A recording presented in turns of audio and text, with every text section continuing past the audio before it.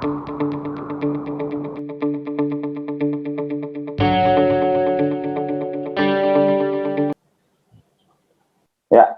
ini penting buat PPDS mengenai tentang sepsis yang sebagaimana kita tahu sepsis yang itu sudah banyak berubah dari waktu saya zaman trainee ya, kemudian berubah lagi sampai sekarang. Itu definisinya berbeda.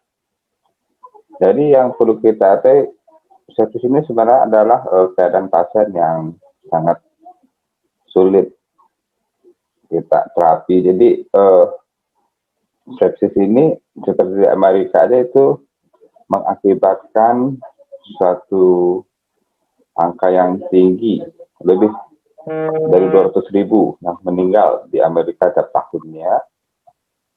Dan dalam beberapa dekade ini mortalitasnya tidak meningkat. Jadi sepsis ini merupakan dari 10 penyebab kematian. Nah, dengan ini kita tentu perlu bagaimana menterapinya, apa-apa saja yang bisa dilakukan sehingga seperti yang saya tahu itu hasilnya yang jelek. Jadi tapi tetap kita berusaha di dunia itu dalam hal-hal melakukan penelitian. Ini. Jadi sepsis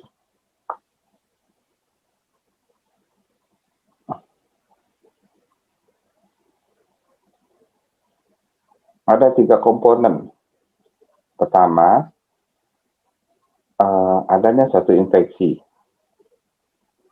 Kemudian adanya satu ring tubuh untuk merespon satu infeksi tersebut. Akibat yang kedua di atas ini menghasilkan satu organ dysfunction. Yang kalau kita ketahui dulu ada namanya multiple organ dysfunction yang akibatkan nanti satu multiple organ failure. Jadi ini adalah suatu penyakit kritikal dan meningkatkan suatu mortality pada suatu rumah sakit. Untuk mencegahnya adalah perlunya suatu lebih cepat kita mengetahui keadaan sepsis tersebut sehingga bisa mengintervensi secara cepat dan apa yang perlu untuk meningkatkan survival dari pasien tersebut. Konsep baru, bagaimana kita merevisi sepsis, definisi sepsis itu dari sebelumnya. Itu sudah ada sejak tahun 1991, sudah ada 3 konsensus, 1991, 2001, 2014. Jadi sekarang, sepsis itu merupakan suatu organ dysfunction yang disebabkan oleh disregulasinya host response untuk suatu infeksi. Jadi kan berbeda dengan dulu itu sepsis berasal dari yang SIRS. Ini sejarahnya. Ini 2002 itu ditemukan yang Survival Sepsis Guideline yang oleh EGDT, ya, Surviving Sepsis Campaign yang dulu kita kenal dengan EGDT. EGDT itu menurunkan angka mobilitas dan mortalitas pada pasien sepsis dan sepsis shock berdasarkan evidence base. Kemudian Surviving Sepsis Campaign Guideline ini selalu di-update setiap 4 tahun. Jadi itu sampai akhir nanti yang akan kita bicarakan sampai sepsis 3. Sebenarnya ada juga sepsis pada COVID, tapi itu belum saya masukkan. Jadi guideline yang terbaru itu, yang sepsis 3 yang sering kita dengar sekarang, merupakan guideline yang fokus pada pertama, kita harus mengidentifikasi secara cepat, ya. Kemudian faktor risiko untuk sepsis dan shock septic tersebut. Kemudian secara cepat kita memberikan antibiotik dan mengisi perfusi dari jaringan, mengembalikan fungsinya. Jadi risiko sepsis dan septic shock dengan pemberian antibiotik dan pemberian secara agresif cairan itu akan memperbaiki suatu perfusi dari jaringan tersebut. Nah, ini sejarah. Jadi bagaimana dari EGDT yang dulu sering-sering kita dengar, EGDT itu pertama itu oleh si Rivers dan teman-temannya pada tahun 2001, itu dia melakukan penelitian membandingkan dengan resusitasi secara standar, penanganan sepsis secara standar dengan EGDT. Itu ternyata menghasilkan keuntungan, di mana yang pada EGDT itu angkanya 45,5%, yang standar 30,5%. Pada 2016, EGDT itu dinilai lagi, ternyata secara statistik untuk mencarinya mortality pada EGDT itu memang secara dia menurunkan angka mortalitas, tetapi setelah dinilai statistik itu tidak menghasilkan sesuatu yang signifikan. Yang terpenting, dan EGDT itu ternyata high cost. Nah, seperti kita ketahui, cost-nya tinggi. Ini yang penelitian dulu, yang protokol. EGDT ini standar, ini survivalnya. Nah, ini yang dulu kita lihat bagaimana EGDT. Nah, sekarang ini sudah tidak kita pakai lagi, seperti hal pemberian pemakaian CPC atau CPP, itu sudah tidak lagi. Dan ini kita coret sekarang. Mungkin waktu PPDS-nya zaman-zaman Dr. Ipo, Dr. Irwan, apa lagi yang di staf bedah itu, Dr. Yopi, itu yang saya ajarkan EGDT. Sekarang ini sudah tidak kita pakai lagi. Apa latar belakangnya? Jadi pada 2014 itu beberapa spesialis itu ada dari torak, anestesi dan sebagainya, itu mengulang lagi definisi dari sepsis tersebut. Pada 2016 itu dipublikasikanlah suatu konsensus definisi dari sepsis dan sepsis shock septic, itu yang kita kenal sekarang dengan sepsis 3, yang nanti juga akan diperbaiki dari yang 3 hour bundles sampai 1 hour bundles. Jadi definisi baru dan merekomendasikan itu termasuk berdasarkan update dari bagaimana kita mengerti patogeologi dari sepsis, dan itu bisa kita pakai suatu faktor prediktif outcome dari pasien dengan infeksi tersebut. Jadi apa itu definisi yang barunya? Jadi sepsis 3 itu fokus kepada respon pasien terhadap infeksi dan hasilnya untuk organ dysfunction. Ini bisa kita lihat, definisi itu fokus pada organ dysfunction, kemudian hipoperfusi dan infeksi. Berbeda dengan yang dulu yang severe sepsis pada sepsis 3 itu tidak ada lagi. Kalau dulu kita ingat sepsis, kemudian severe sepsis, kemudian baru shock septic. Pada sepsis 3 itu dari sepsis langsung masuk ke shock septic. Jadi sepsis adalah suatu life-threatening organ dysfunction yang diakibatkan oleh dislokasi dari respon pada infeksi. Sedangkan septic, sepsis yang diikuti dengan pasiennya yang terdapat hipoperfusi. Kemudian setelah 4 tahun, sepsis free ini dipublikasikan.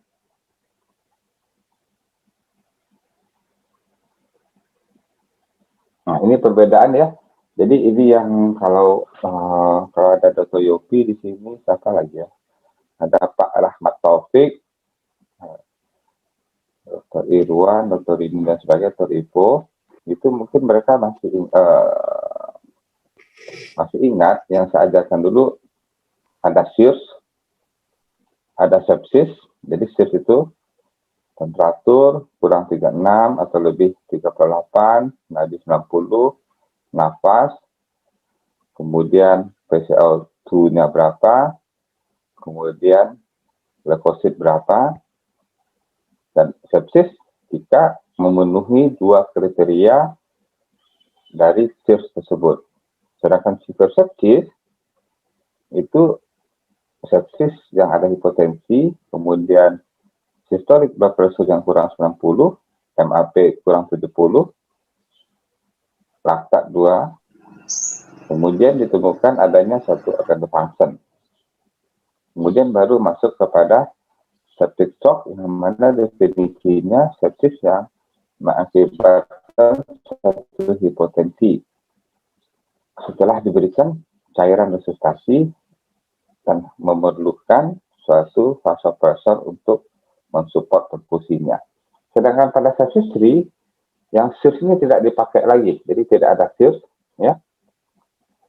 Kemudian yang sepsis itu definisinya yang seperti kita ketahui adalah satu sepsis adalah life-threatening dari organ dysfunction yang diakibatkan oleh dislokasi disregulasi pasien menghadapi respon infeksi. Jadi bagaimana tubuh merespon terhadap infeksi tersebut. Sedangkan severe sepsis itu pada sepsis free tidak ada lagi. Sedangkan subseptic itu berubah. Tadi mungkin kita terangkan MAP juga adalah, jadi subseptic itu adalah pasien dengan sepsis yang sirkulasi dan metaboliknya abnormal yang mengakibatkan pasien hipotensi dan diberikan vasopressor, harus diberikan vasopressor untuk menjaga mencegahnya. Ini yang sering kita tanyakan, MAP-nya harus 65 atau lebih, dan laktat itu harus 2 atau di atas 2. Jadi kalau laktatnya sudah 2 atau lebih, atau MAP-nya lebih dari 65, itu setelah kita resusitasi itu merupakan satu hipotensi, dan ini menghasilkan risiko yang tinggi untuk angka kematian kalau sudah kita memberikan obat-obat vasopressor untuk menjaganya, tetapi tetap nilai dari MAP-nya 65. Kemudian sepsis itu yang kita harus tahu Quicksilver. Jadi sepsis free itu memakai the second organ failure assessment, ya. Jadi SOFA ini biasanya kita pakai di ICU. Kemudian Quicksilver itu kita bagaimana kita melihat pernafasan, koagulasi, hepatik, jadi ini SOFA itu ini kita nilai. Nanti ada SOFA, ya. Jadi sequential organ failure assessment atau SOFA itu sering dipakai pada ICU, ya. Jadi kita lihat pernafasannya, PO2-nya dibandingkan FiO2-nya lebih dari kurang dari 300 mmHg. Kemudian kita nilai faktor koagulasi, trombositnya di bawah 100.000. Kemudian fungsi hati kita nilai, bilirubinnya bagaimana, kalau ya. Kemudian sistem kardiovaskulernya, dia akan tetap hipotensi sehingga memerlukan satu vasopressor ya, untuk mensupportnya. Kemudian kesadarannya kita nilai dengan GTS. Kemudian fungsi renalnya kita nilai dari kreatinin yang lebih dari 2 mili atau urin output. Nah, nanti dinilai. Kalau hasilnya 0 itu normal function, kalau ini tidak ada, ya. Kalau 4 itu satu organ failure. Itu kalau kita nilai di ICU. Tetapi sebelum kita nilai ICU, ada quick SOFA. Quick SOFA itu bisa kita pakai di sebelum pasien masuk ICU. Nanti mungkin itu penelitian atau standar sudah ada, ya. Jadi quick SOFA itu kita nilai ada 3. Pertama, systolic blood pressure, respirator, dan keadaan kesadarannya. Ini kita pakai pada pasien di non-ICU dan bisa mengevaluasi dan kita memeriksa faktor prediksi bagaimana risiko dan angka kematian. Tetapi ini kalau SOFA-nya itu juga kita nilai untuk beridentifikasi pasien-pasien apa saja yang perlu kita transfer ke ICU. Nah, ini kita lihat apa itu jadi SOFA kita nilai. Ini yang kita lihat tadi ya. Blood pressure-nya kalau kurang dari 100, jadi systolic blood pressure kurang dari 100 mm/Hg. Kemudian nafasnya lebih dari 22 kali per menit, dan ada perubahan dari kesadaran, status mental. Jika pasien salah satu poin yang abnormal, itu non-ICU, tetapi kalau total skornya 2-3, itu adalah pasien itu kita harus transfer ke ICU. Karena itu bisa mengakibatkan, kalau tidak di ICU, mengakibatkan suatu organ dysfunction dan angka kematian nanti pada pasien tersebut. Nah, ini contoh, kalau pasien kita curigai satu infeksi, kita nilai quick SOFA-nya. Quick SOFA, nafasnya, kesadaran, dan SBP-nya. Kalau lebih daripada 2, kita lihat organ apa ada yang dysfunction. Dari organ dysfunction, kemudian kita nilai SOFA-nya. SOFA-nya termasuk ICU, kalau lebih daripada 2, itu sepsis. Tetapi kalau kita quick SOFA-nya tidak lebih dari 2, dan kita curigai masih ada sepsis, itu kita nilai lagi organ dysfunction-nya. Jika kita tidak curiga, kita monitor secara ketat dan kita reevaluasi jika ada sepsis secara klinis. Saya perhatikan. Nah, ini kembali lagi pada SOFA lebih 2. Jika tidak, kita monitor sama seperti ini, dan selalu kita reevaluasi jika nanti terjadi sepsis secara klinisnya. Jika sudah sepsis, ini kita lakukan satu resusitasi pemberian vasopresor untuk menjaga MAP-nya 65 mm merkuri. Kemudian laktatnya. Ternyata ini masih terjadi setelah kita berikan ini. Ternyata ini tidak MAP-nya ternyata lebih dari 65, laktat lebih dari itu jatuh ke namanya shock septic. Ya.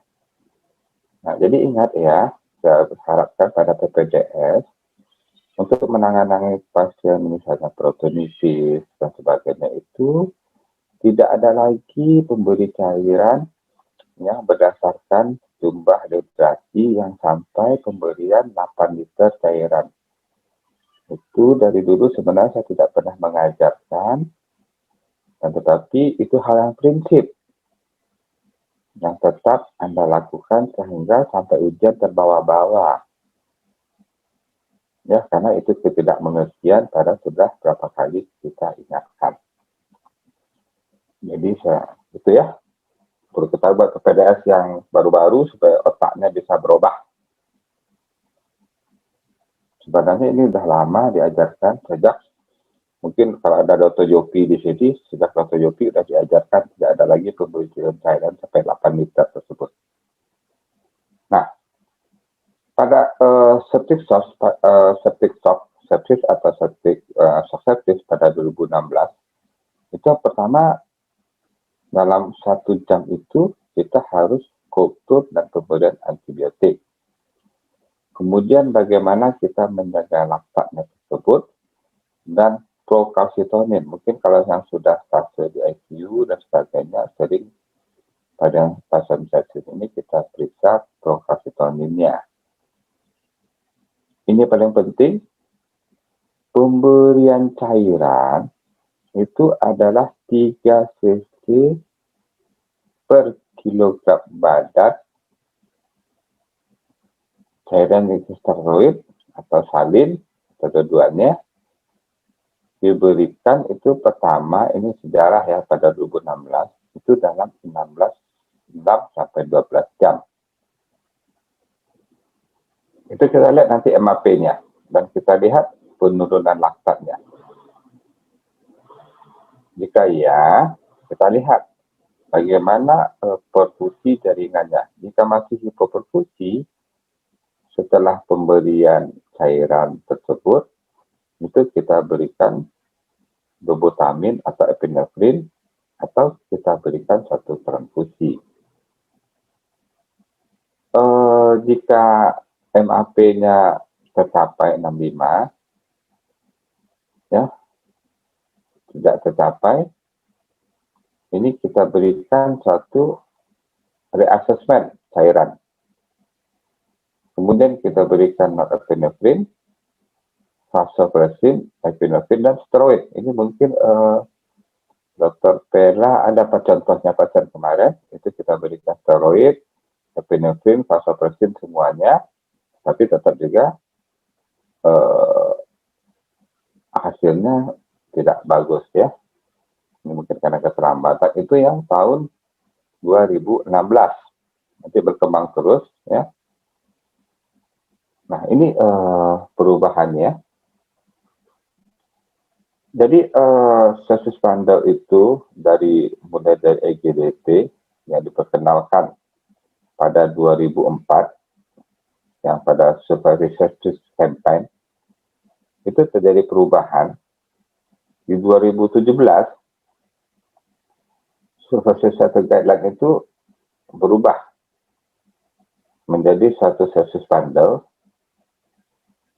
yang namanya kita kenal sekarang dengan sepsis 3. Tapi ini terus mengalami penelitian, mungkin nanti akan keluar lagi.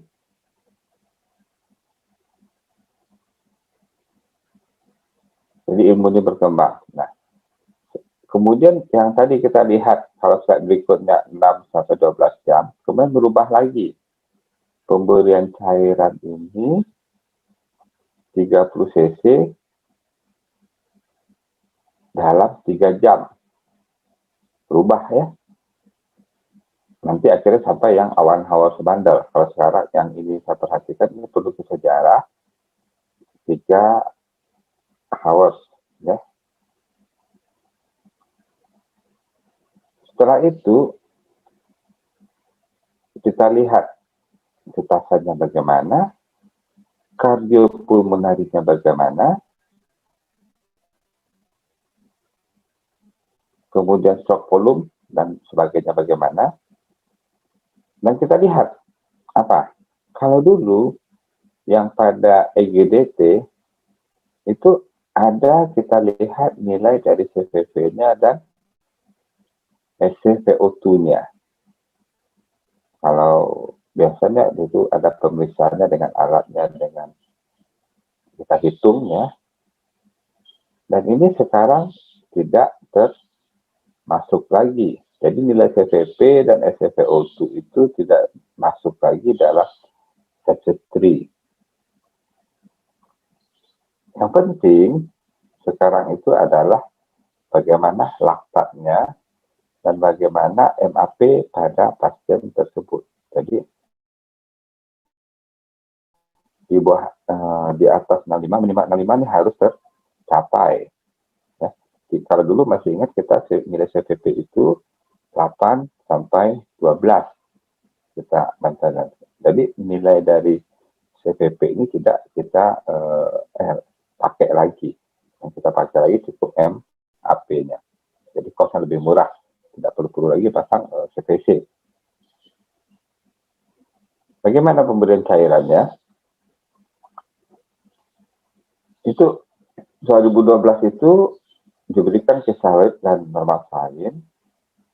Kemudian juga bisa kita berikan albumin, yaitu sering saya tanyakan PPDS. Albumin yang mana? Albumin yang 5% ya, untuk menarik cairan. Kemudian vasopressinnya apa kita mulai? Vasopressin itu dimulai dengan dosis 0,03 untuk menjaga MAP 65. Kemudian second line jadi epinefrinnya yang second line. 2016 guideline ini merekomendasikan untuk men-screening pasien dengan high risk dan bagaimana untuk menurunkannya. Itu merekomendasikan satu kultur dari darah termasuk aerobik dan anaerobik untuk men-screening satu source dari sepsis tersebut. Jadi pemberian antimikrobialnya itu harus mengcover bakteri, kemudian dan sebagainya untuk risiko pasien-pasien sepsis. Kemudian kita harus melakukan satu source control. Kemudian pemberian kortikosteroid bagaimana? Kortikosteroid itu kita berikan hidrokortison 200 mg intravena di bolus. Sedangkan pada pasien septic shock, jika vasopresoterapi dan VCC gagal, itu kita berikan juga kortikosteroid. Mungkin Dr. Vela mendengar? Dr. Vela? Iya, Dok. Halo?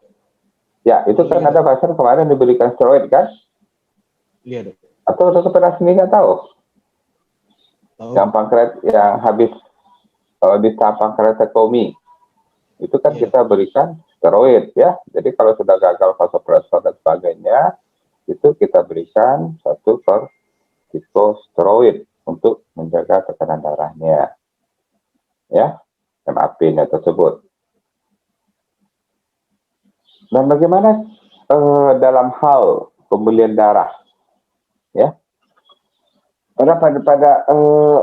Nah ini pemberian darah itu jika HB kurang dari 7, ingat ya, transfusi PRC itu dilakukan only if, ya, hanya jika hemoglobin kurang dari 7.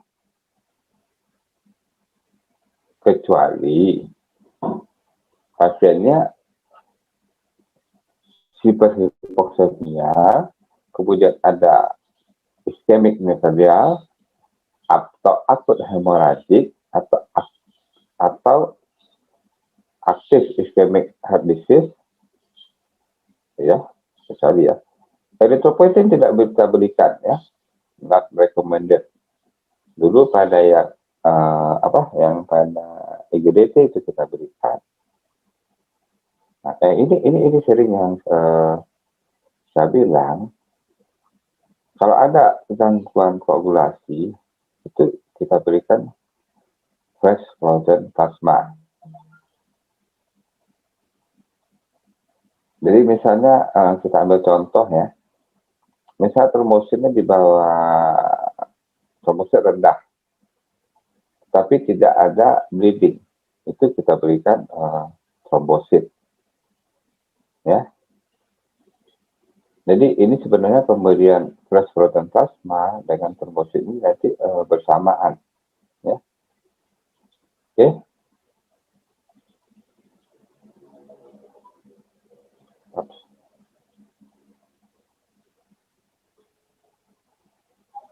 Kemudian jika pasiennya ARDS, itu kita lihat bagaimana untuk kita berikan PIP untuk mencegah satu kolapsnya alveoli yang menghasilkan satu barotrauma. Pada pasien ini, nah ini yang perlu kita kerjasama dengan ICU pada dengan intensif, bagaimana kita memberikan mechanical ventilasi terhadap pasien tersebut. Ya. Kemudian bagaimana lagi renal replacement, ya, kita terapi, ya. Jadi ini pada renal dysfunction,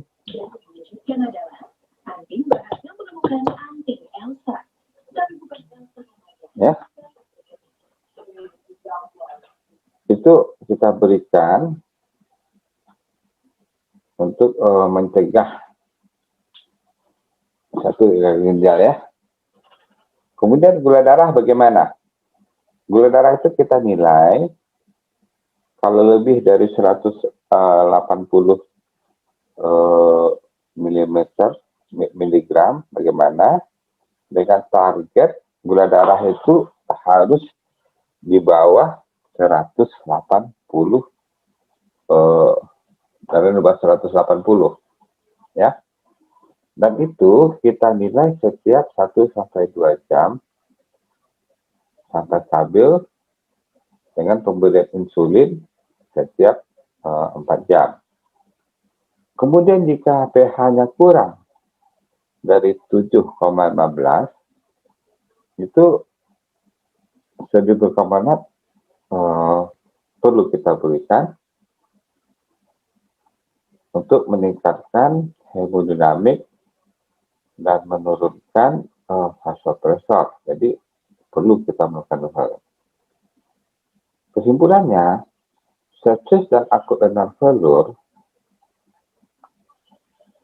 itu perlu kita terapi terus untuk mencegah yang pada pasien-pasien hemodinamik unstable untuk meminimasi hipotensinya.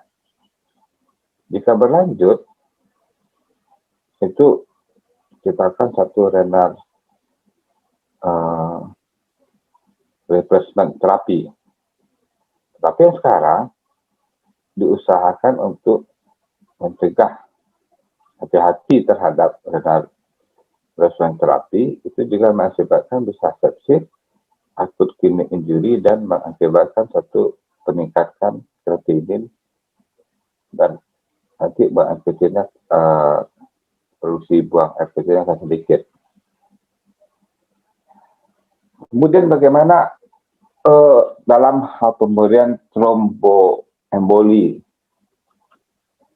dan bagaimana bisa terjadi stent ulcer, bagaimana pencegahan. Jadi venous thrombolis dan ulcer bagaimana kita cegah.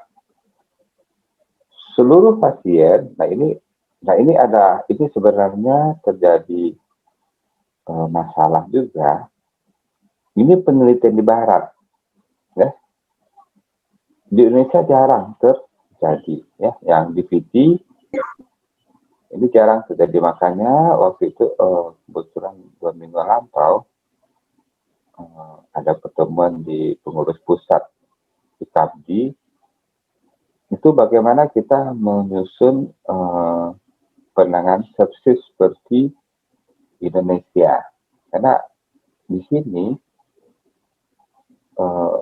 ada perbedaan. Itu waktu itu Dr. Toar itu yang di digestif tentang ketua tentang sepsis ini.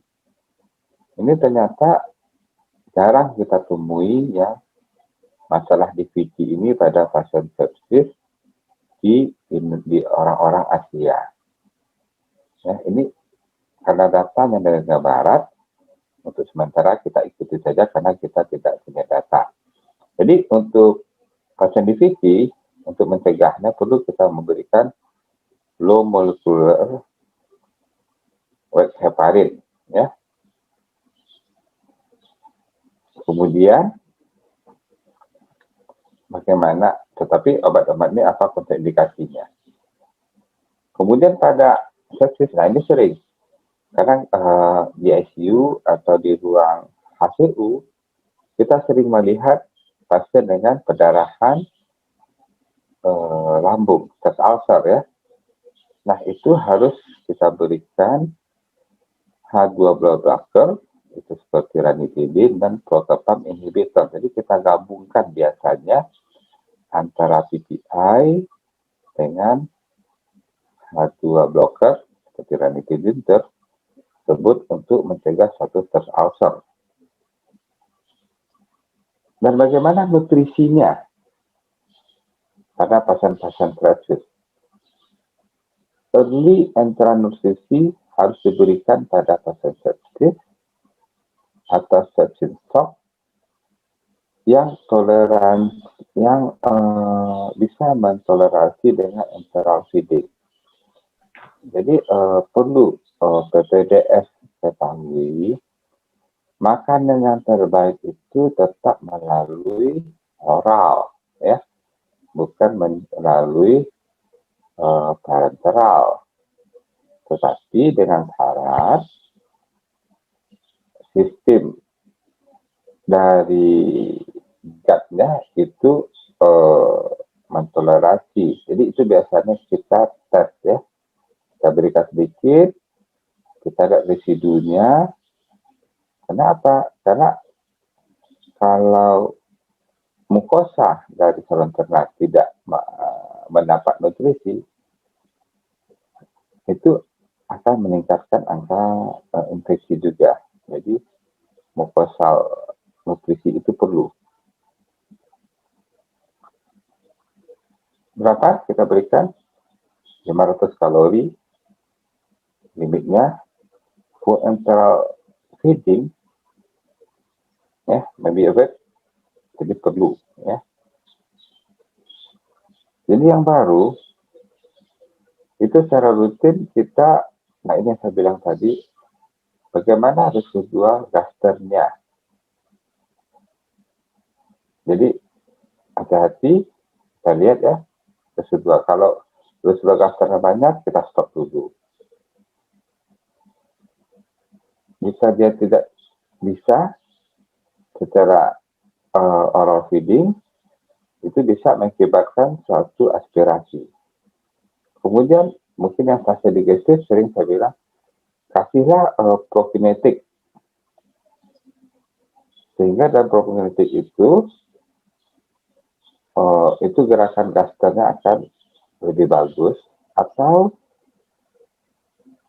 seperti kemarin ya, setelah operasi itu NGT-nya kita berikan post pilorik pada pasien yang intoleran ya terhadap feeding, jadi gasternya. Jadi prokinetik itu sering saya suruh beri ini apa lupa saya namanya, ya. Apa Pela? Dokter Pela? Halo? Iya dok. Apa perimperan ya? Sering terus berikan perimperan sering dok. Ya, itu untuk kosmetik pada lambung tersebut, ya.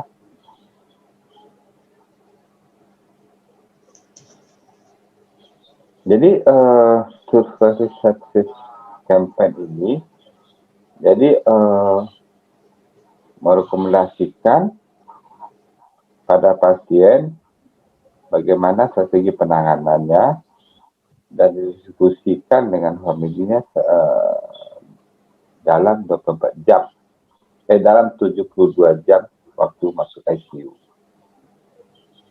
Nah, pada 2018 diupdate lagi, ya. Tadi kan kita cerita 2016. Ada perubahan lagi yang dari 2016 itu, direvisi lagi. Nah, itulah perkembangan ilmu tersebut. Dalam beberapa tahun itu ada update-nya, ada revisi-revisinya. Jadi tidak bisa kita kadang bilang, oh zaman saya dulu gini, zaman saya dulu gini. Ya tidak bisa. Ilmu itu akan berkembang terus, ya. Yang perlu kita ketahui. Jadi buat PPDS juga dulu. Mungkin dulu belajarnya cairan 8 liter. Ya, tapi itu dulu. Sekarang sudah berubah, ya. Saya harapkan semuanya ikut perkembangan ya PPDS ya. Jangan ilmu turun-temurun juga lagi.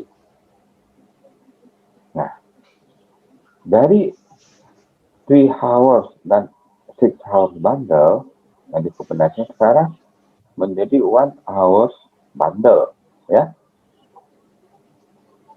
Dalam 1 jam itu harus terlaksana semuanya, ya. Bukan 3 jam dan 6 jam lagi. Yang laktat ini kita nilai, kemudian bolus kristalloid, ya, pada potensi dan laktat 4 lagi, ya. Kalau 6 jam ini, ya, kita nilai sampai laktatnya normal. Dan yang ini ternyata berubah menjadi 1 hours bundle sekarang. Bukan, ada perbedaan ya, kalau yang 3 hours bundle itu laktat, darah harus diambil, kultur, kemudian bolus cairan, kemudian yang 6 hours ini ya, MAP dan sebagainya, sekarang berubah menjadi 1 hours bundle. Jadi pada 1 hours bundle ini, laktat itu di bawah 2 itu harus langsung diresusitasi, ya.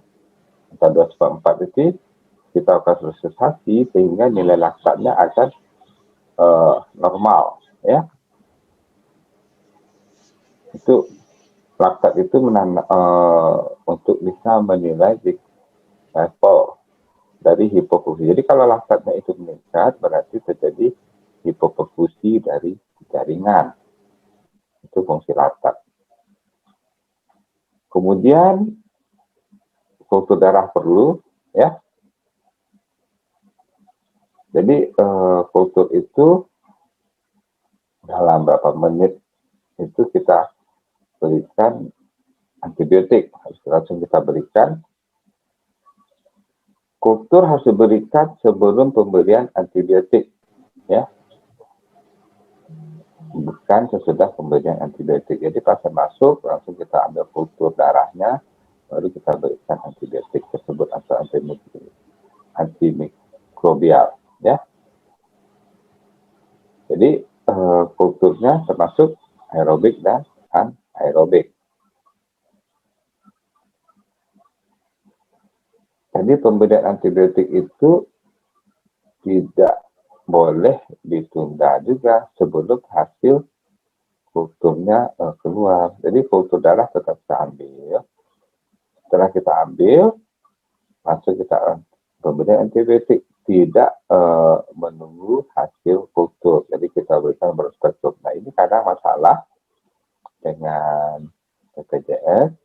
Kalau kita memberikan seperti yang golongan makanan, harus menunggu hasil kultur. Padahal menurut guideline tidak harus menunggu hasil kultur tersebut. Nanti kalau kultur tular baru kita sesuaikan.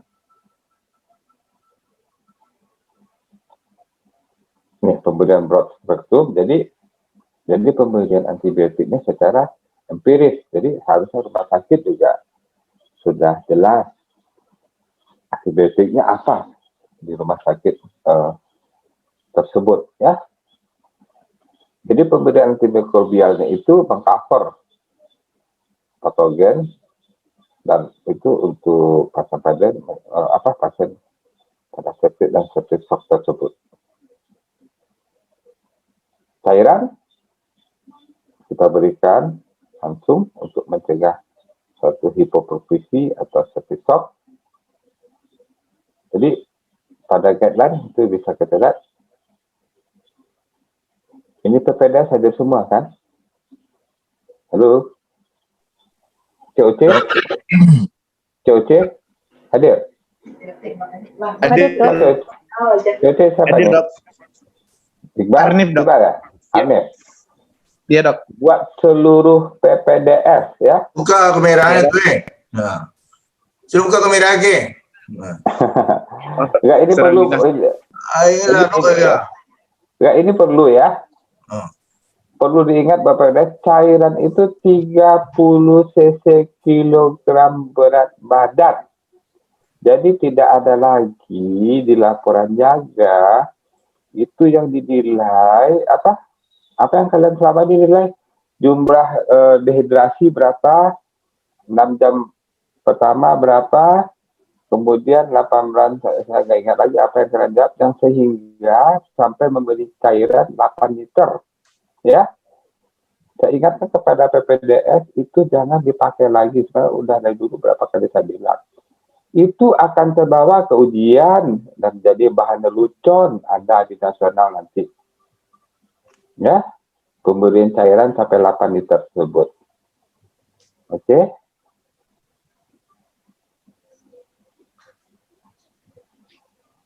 Ya. Dan melucon. Jadi ingat ya. Pemberian cairan itu 3 cc per kilogram berat badan. Oke.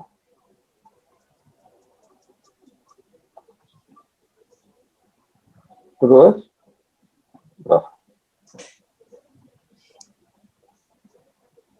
macet.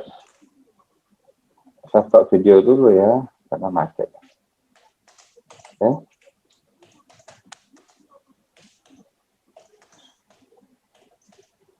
Loh.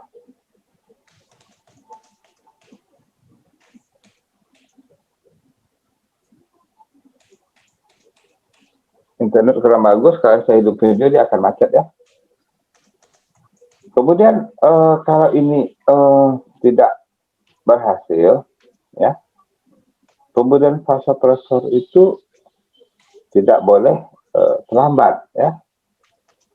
Jika tekanan darah setelah kita memberikan cairan ini 1 jam, MAP-nya tidak tercapai, itu kita harus memberikan vasopresor, ya. Jadi tidak ada lagi guyur tidak tentu arah tersebut. Nanti parunya genang dengan cairan, ya. Nah, ya ini kita lihat ya rekomendasi. Jadi laktat itu harus kita lihat bandel ya 2 walaupun rekomendasinya lemah dan evidennya rendah ya. Kalau yang kultur dengan pemberian best practice treatment rekomendasinya, kemudian broad spectrum antibiotik, strong recommendation, kemudian pemberian cairan 30 cc per kilogram badan kesaloid, untuk mencegah itu strong recommendation walaupun low quality dari evidence-nya. Kemudian vasopresor pada hipertensi itu strong recommendation, ya. Jadi nanti PPDS saya harapkan tapi saya lihat PPDS yang sekarang ada cukup mengerti tentang pemberian, ya. Dokter Tera ngerti kan? Kapan kita memberikan epinefrin, kapan kita memberikan dobutamine dan sebagainya, ya. Kenapa pasien sepsis, ya. Iya, Dok. Nah, ini contoh soal, ya.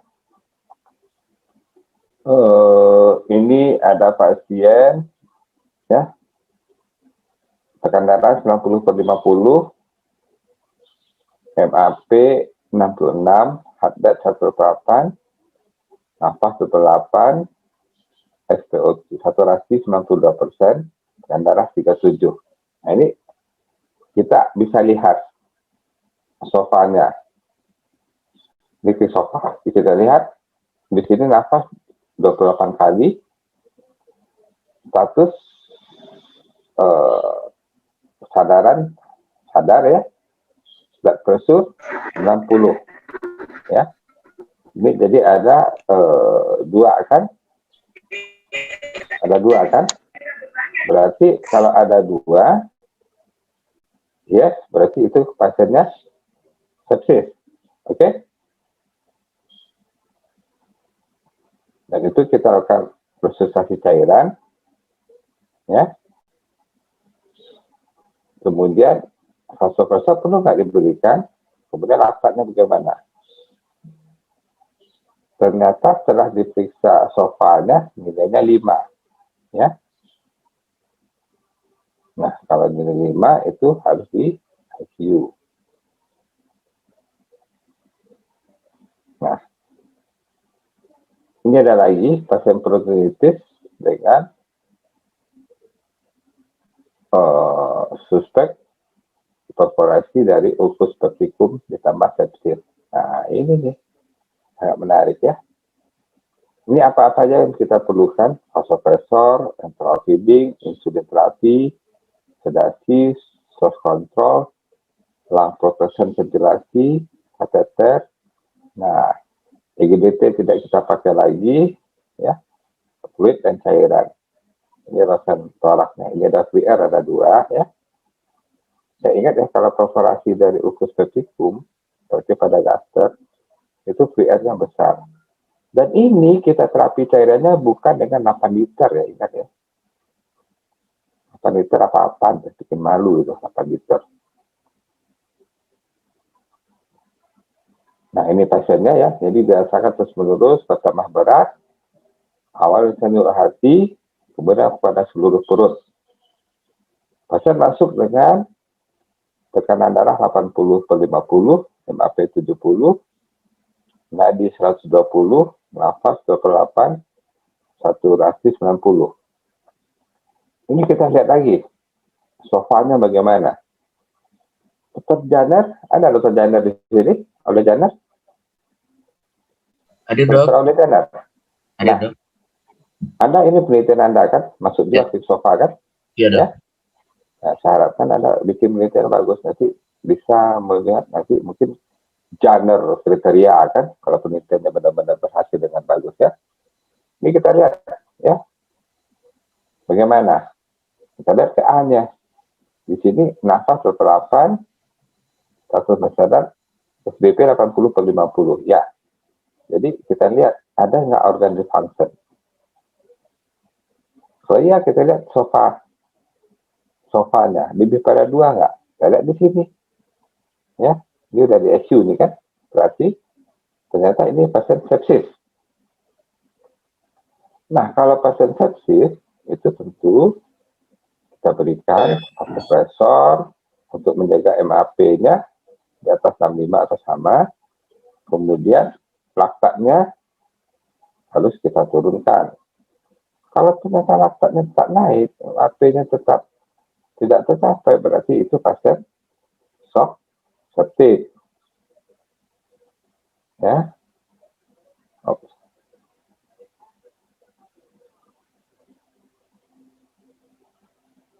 Nah, ini pasiennya kebetulan di Ini ICU ceramah atau pernah stasiun ceramah akan lihat ini kan. Sekarang karena tidak ada lagi yang fase di ICU ceramah ya. Ini. Jadi bagaimana kita lung protectionnya? Nah ini kita berikan satu ventilator, source controlnya. Source controlnya bisa kita, kalau tidak memungkinkan satu kita buka, cukup kita lakukan laparostomi saja, ya. Kemudian pemberian antibiotik, cairan, vasopresor dan enteral feeding, ya. Dan NGT, insulin terapi. Ya. Itu yang perlu kita ketahui.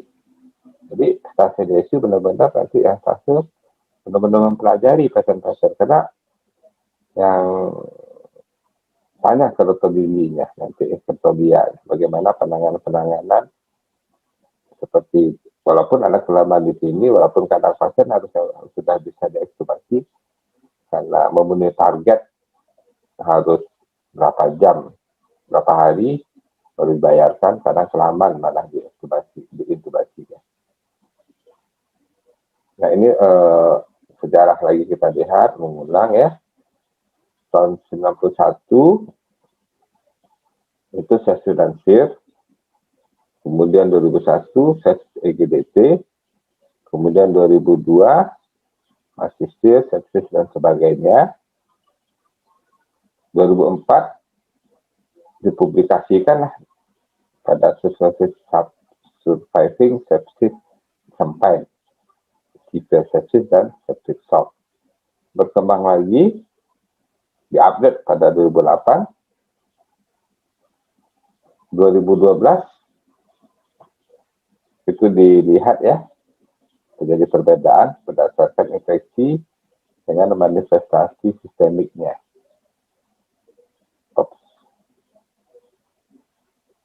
Sejarah ini jadi bagaimana lihat dari ke tahun itu berubah 2012, 2014, 16, 17, 18 sampai yang terakhir 2021 hours bandar dan terakhir sebenarnya ada lagi pada 2020 ini itu dengan memasuki COVID ya. Jadi new surviving sepsis campaign ini adalah sepsis, sofa dan sofa. Kemudian dari yang 3 sampai 6 hour bundle itu jadi 1 hour bundle ya. Jadi itulah perkembangan manifestasi dari ilmu tersebut. Nah, ini kita lihat 2012 definisi sepsis adalah suatu manifestasi sistemik dari infeksi atau kita juga infeksi, sedangkan severe sepsis dengan organ dysfunction. 2016 tidak ada lagi severe sepsis. Resusitasi 30 cc pada 3 jam pertama. Nah, ya. Yang pada EGDT itu harus pasang CPP, pasang SpO2, dan yang sekarang cukup melihat nilai MAP saja. Vasopresor tetap sama, pemberian norepinefrin, jika target dengan vasopressin tidak tercapai, kemudian kita melakukan pemberian norepinefrin. Hati-hati pemberian dopamin pada beberapa pasien.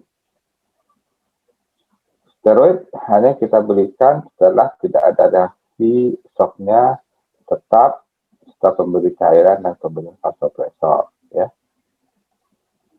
Antibiotik ada perbedaan.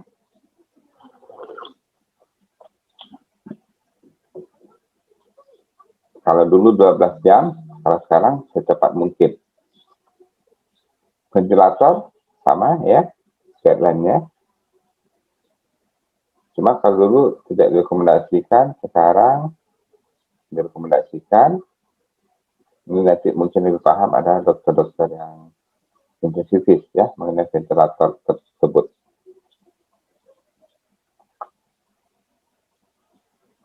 Jadi apa saja bundle elemen itu? Jadi bundle elemen itu sekarang ini kadang Dr. Iqbal Arnif, Dr. Iqbal Arnif, Dr. Iya, Dok. Fela, Dr. Iqbal Arnif, apakah laktat sudah bisa diperiksa di UGD? Belum ya? Belum, Dok. Belum, Dok. Enggak, seharusnya Belum bisa bisa, di Dok. UGD. Ya, harusnya ini bisa di UGD kita periksa ya. Dan pasien datang itu kultur darah harus kita ambil sebelum pemberian antibiotik. Dan antibiotik itu kita berikan berspektrum dan pemberian cairan 30 cc kilogram kristaloid pada hipotensi atau saat kita laktat lebih daripada 4. Jadi misalnya pasiennya tidak hipotensi tetapi laktatnya 4, itu tetap kita berikan cairan ini ya. Kemudian berikan vasopresor pada pasien hipotensi selama dalam pemberian waktu MAP 65 tersebut ya. Kalau enggak, kita berikan vasopresor. Terima kasih. Ini ada beberapa lagi akan saya berikan. Ya, mungkin nanti PPDS bisa mengcopy. Ini sebenarnya lebih banyak lagi ya. Nah, ini rekomendasi yang 2012 bagaimana, yang 2016 bagaimana ya. 2012 itu kita lihat CVP itu harus 8 sampai 12 ya. Di 2016 itu kita tidak ada lagi memakai CVP. Ini dulu saya sering menerangkan pemberian cairan harus mencapai 8 sampai 12 nilai CVP tersebut. Kalau lebih 12 berarti kita kelebihan cairan, kalau kurang 8 kita kekurangan cairan. Di sini tidak ada lagi ya yang hal-hal tersebut.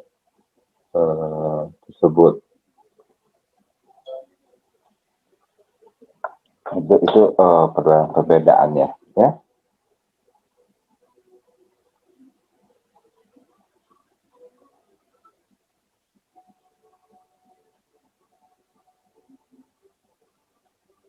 Jadi ini catatan saja ya. Yang nanti ini yang saya tampilkan tadi itu adalah yang catatan yang kita kumpulkan yang dari kuliah tadi. Ya. Mungkin sampai di sini saja, dan kalau kunci-kuncinya nanti PPDS bisa minta slide ini ke saya. Kalau ini banyak lagi ya. Oke. Saya ucapkan terima kasih kepada moderator dan saya ucapkan terima kasih kepada KPS dan SPS yang telah memberikan kesempatan saya. Karena udah 7:30, saya sudahi. Assalamualaikum warahmatullahi wabarakatuh. Saya kembalikan kepada moderator. Terima kasih, saya ucapkan. Masa ada stop screen, mana catatan? Stop share ya? Halo, iya Dok. Ada stop share ya gitu ya. Oke. Terima kasih saya ucapkan kepada Dr. Muhammad Iqbal Rifai, SPBKBD. Selanjutnya kita masuk pada sesi pertanyaan pada rekan-rekan PPDS. Silakan yang jika ada yang ingin bertanya, dipersilakan.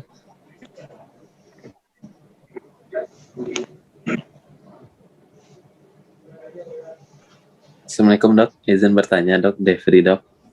Ada siap, ada bedah. Enggak, izin bertanya. Devri, Iya, terima kasih. Cukup dipuji waktu ujian ya oleh penguji. Oke, terima kasih banyak Dok. Terima kasih. Dok, izin Dok bertanya Dok. Jika dalam pasien yang kita sudah curigai dengan peritonitis difus, terus kita udah misalnya di daerah kita sudah melakukan tindakan 1 hour bundle Nah, lalu kita misalkan dari daerah tersebut tidak sanggup kita melakukan tindakan untuk source control, apakah ketika kita setelah dirujuk, apakah pasien tersebut kita ulang lagi resusitasi cairannya? Misalnya pasien yang ketika dirujuk tersebut sudah dengan tensinya masih hipotensi tapi sudah terpasang vasopresor. Nah, ketika kita misalnya di rumah sakit yang tempat rujukan, Pak, kita mengulang kembali dok tindakan resusitasi sesuai dengan sepsis kematian terbaru tersebut, dok. Mungkin itu, dok. Terima kasih Dr. Defri. Memang itu suatu problem di daerah. Jadi misalnya Dr. Defri tugas di daerah dapat pasien misalnya dengan sepsis atau shock septic, ya. Itu sebenarnya bisa kita lakukan kalau keadaan tidak memungkinkan, tidak ada ICU, yaitu kita lakukan aja source control dulu, ya, cukup mini laparotomi sehingga tekanan nanti mungkin kalau ada kuda ini sebenarnya banyak panjang lagi dengan adanya yang kita takutkan misalnya pada profil usus verticum itu ada intra-abdominal hypertension kan. Nah, itu kita source control, cukup kita laparotomi, kemudian kita beri cairan dan kita berikan vasopresor kan? Ya. Iya, dok. Kalau vasopresor tidak berhasil, ya, itu kita berikan steroid, ya kan? Kalau tidak berhasil gimana lagi kan? Pasien itu mati kan? Tidak ada contohnya ya. Jadi kalau sudah itu dilakukan di daerah, kita harus inform consent ke pasien bahwa ini kalau kita kirim pun akan jelek kan? Iya. Akan meninggal. Ya. Iya. Kalau sudah sampai steroid kita berikan, itu akan meninggal. Kalau tidak ada ICU, ya bagaimana lagi? Saat merujuk, kalau sudah sampai di rumah sakit rujukan, kalau tekanan darahnya turun lagi, MAP-nya turun lagi, itu pemberian vasopresor tetap dilakukan sampai dosis maksimal. Tetapi kalau dosis maksimalnya itu sudah tercapai, tidak ada respon, kita wajib informasi ke pasien bahwa ini hasilnya jelek. Tadi pemberian cairan berlebihan tidak perlu lagi, gitu ya. Tadi sudah saya terangkan ada pemberian steroid, pemberian darah, ya. Oke, itu Dr. Devi ya. Jadi guyur transfer guyur itu tidak boleh lagi ya, Dr. Devi.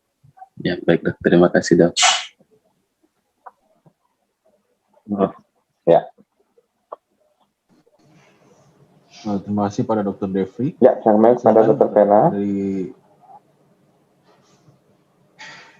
Ya, Dr. Devi ujian waktu itu silakan. sama Dr. Hendro juga ya? Bukan, dok, sama Dr. Kiki, dok. Sama Dr. Imade. Dr. Kiki ya? Ya, Dr. Kiki ya, Dr. Kiki memuji Anda, kalau saya tidak salah waktu itu ya. Terima kasih. Terima kasih, dok.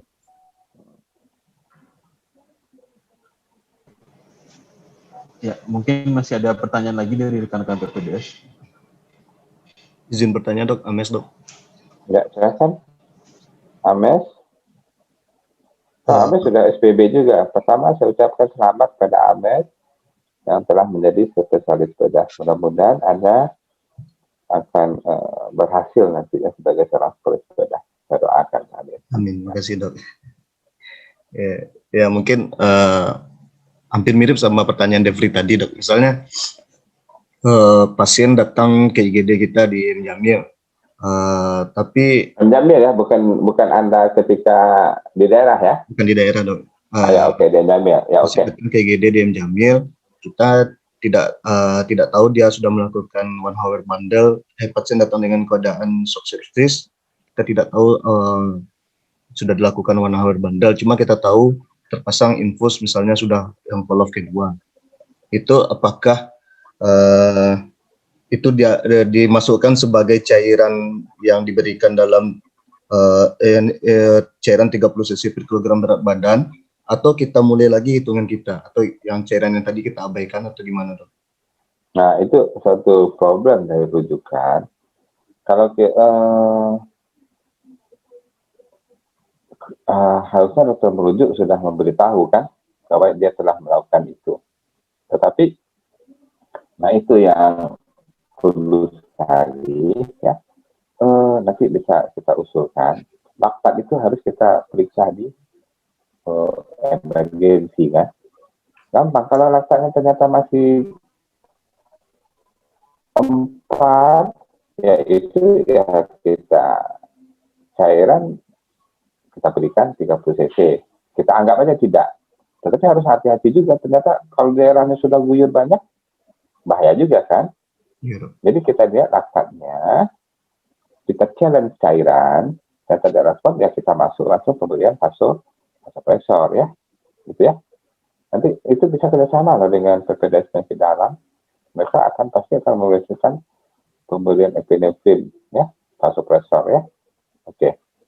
Jadi kenapa kalau pemberian kelebihan cairan itu berbahaya juga ya, bisa akut lung injury ya. Nanti kalau ada kulit-kulit berikutnya ada itu impaknya yang second hit injury itu dengan pemberian cairan yang berlebihan. Jadi cukup kita challenge cairan saja. Kalau tidak, ya langsung masuk pemberian vasopresor atau pemberian steroid dan sebagainya. Oke, itu Dr. Ames ya. Baik, Dok. Boleh tanya lagi, Dok? Ada 2 Oh, pertanyaan. boleh. Jika Silahkan. kita sudah berikan 30 cc, ternyata MAP-nya sudah di atas 65 dan bertahan, itu kita cairannya cukup cairan dengan tetesan maintenance saja atau gimana, Dok? Ya, cukup dengan cairan itu saja ya, dengan kebutuhan cairan per kilogram badan ya. Cukup itu saja ya. Satu Itu- lagi mungkin Ya. penjelasan tentang kalori tadi, Dok. Itu kalau tidak salah tadi cuma cukup 500 kalori ya, Dok. Ya, jadi gini, pemberian kalori pada pasien sepsis itu ada beberapa buku mengatakan setengah dari kebutuhan kalori. Kita anggap 1.500. Ada yang mengatakan 750, tapi pada pasien sepsis itu cukup kita berikan 500 kalori saja. Karena itu banyak kita lihat faktor-faktor lainnya, gula darahnya bagaimana, liver fungsinya bagaimana, ya. Jadi kalau kalori yang berlebihan kita berikan, kadang itu tidak ada gunanya. Itu jadi harus kita berikan jadi proses glikolilisisnya akan terganggu, ya, akan terbuang percuma, ya. Nah, cuma untuk perlu yang kita ketahui juga ya, Dr. Ames. Dr. Ames itu tugas di Erdamil. Komunikasi antar dokter bedah itu penting, ya. Jadi seperti yang tadi ya, komunikasi itu penting sehingga kita bisa nelfon dokter bedah apa yang sudah diberikan. Jika kelupaan saya tadi saya ada menyebut albumin 5% kan? Iya, Dok. Jadi kalau kelebihan cairan itu kita tarik lagi dengan pemberian albumin 5%, ya. Jadi guna albumin 5% atau 2% itu untuk menarik cairan yang terlanjur, misalnya udah banyak kita berikan, sehingga kita tarik lagi ke intravaskular, ya. Masih ada Dr. Ames ya? Iya, Dok. Masih ada Dr. Ames? Baik, Dok. Terima kasih, Dok. Dan perlu juga ingat lagi kalau PPDS, halo PPDS, bentar dengar. Dan perlu diingat lagi pemberian, nah itu kadang kalau kita visit ke kemana HCU ya, kadang saya lihat hari pertama itu pasien belum stabil itu sudah diberikan isolik nutrisi. Berapa kali saya bilang ya, pemberian nutrisi itu kalau pasien sudah dalam keadaan fase-fase apa aja? Fase itu kan, fase dan sebagainya kan, ya. Ya. Jadi kalori itu diberikan kalau pasiennya sudah stabil, ya sudah stabil, dan diberikan setengah dari misalnya kita nilai kalau sudah stabil, vasopressornya sudah aman dan sebagainya, itu kita berikan setengah 1.500 sampai 150. Tapi kalau pasien besar yang itu ya kita berikan saja 500. Ingat pemberian kalori kalau sudah stabil. Kalau pasiennya stabil, itu kita terapi cairan saja, bermain di cairan, baik di NaCl maupun pemberian albumin yang 5%. Oke. Nah, masih ada Dr. Pena? Sebagai moderator? Ya dok, terima kasih pada Dr. Andes. Pada rekan-rekan PPDS mungkin satu pertanyaan terakhir sebelum menutup acara kita. Yang bertanya dok. Ya. Rahmat dok. Halo, ya. Izin bertanya, misalkan kita menemukan pada pasien-pasien yang high risk developing sepsis dok. Jadi pada saat kita nilai quick soval, pasien dengan skornya masih 1 dok. Tapi pada saat di IGD kita tidak bisa melakukan pemeriksaan laktat. Nah, terkadang pasien-pasien yang awalnya high risk ini dok, terkadang kita terlambat atau delay mengetahui ketika pada saat dia terjadi sepsis gitu dok. Nah, pada pasien-pasien high risk ini, apakah ada tata laksana yang dapat mencegah terjadinya keadaan pasien menjadi sepsis? Kemudian, bagaimana follow up dan evaluasi yang kita lakukan pada pasien ini dok?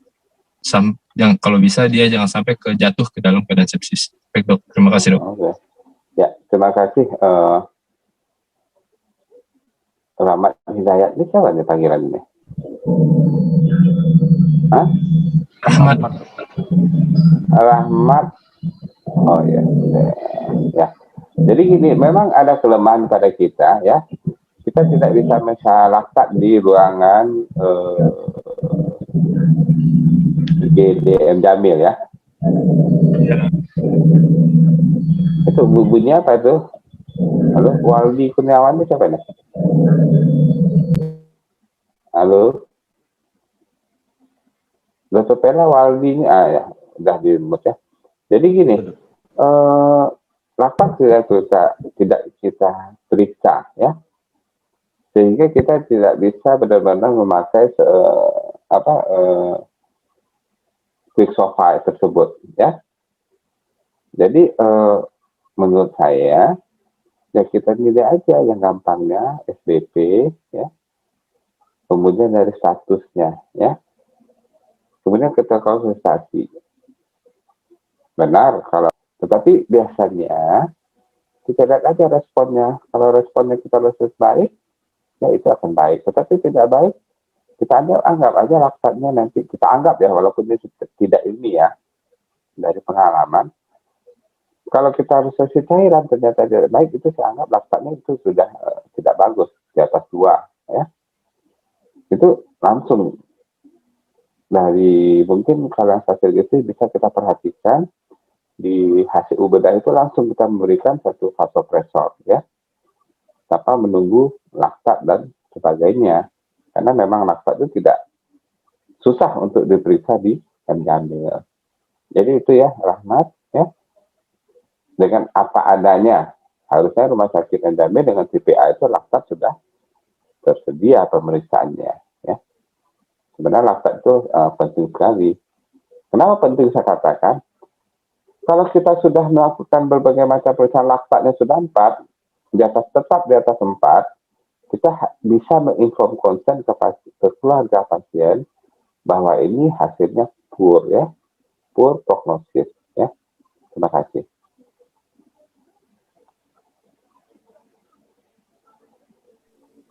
Terima kasih dok. Oh juga ada treatment trick ya. kalau Anda sudah melakukan resusitasi, sudah memberikan vasopresor, tetapi pupilnya kalau kita lihat sudah mulai mediasis, ya hipokonsent aja lagi tanpa menunggu laktat ya. Oke, pada sepsis kalau kalian di ICU lihat aja pupilnya kalau sudah mulai agak mediasis, sudah bilang aja ke keluarganya hasilnya jelek. Terima kasih.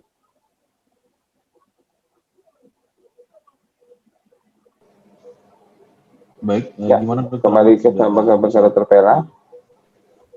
Iya Dok. Bagaimana Dok? Sudah bisa dilanjutkan? Dok, terima kasih dok. Berarti kita Sudah ya? ini aja lihat dari klinis. Terima kasih dok. Ya, klinis. Karena sebenarnya laktat itu sangat penting ya, Dokter. Rahmat Hidayat ini siapa panggilannya? Rahmat ya? Rahman Pak. Iya, kok lupa saya nih. Kenapa pakai ini ya, jenggot dan kumis sekarang ya? Oke. Ya, yang penting klinis ya. Kalau tidak ada, tapi laktat itu penting ya sebenarnya ya.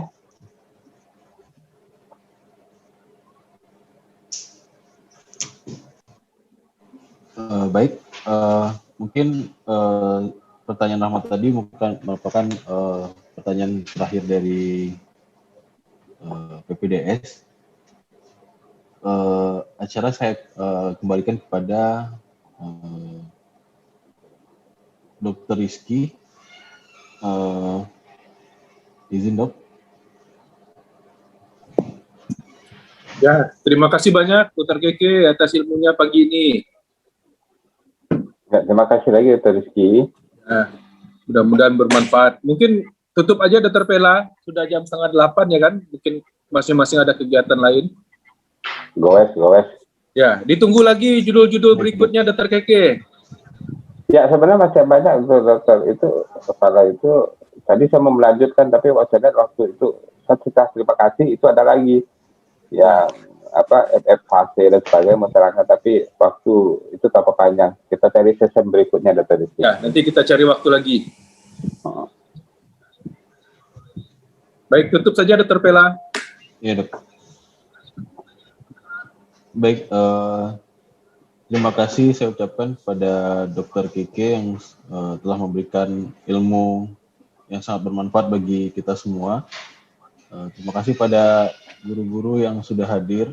Terima kasih kepada rekan-rekan PPDS yang bersedia meluangkan waktunya untuk mendengarkan materi yang sangat bagus ini.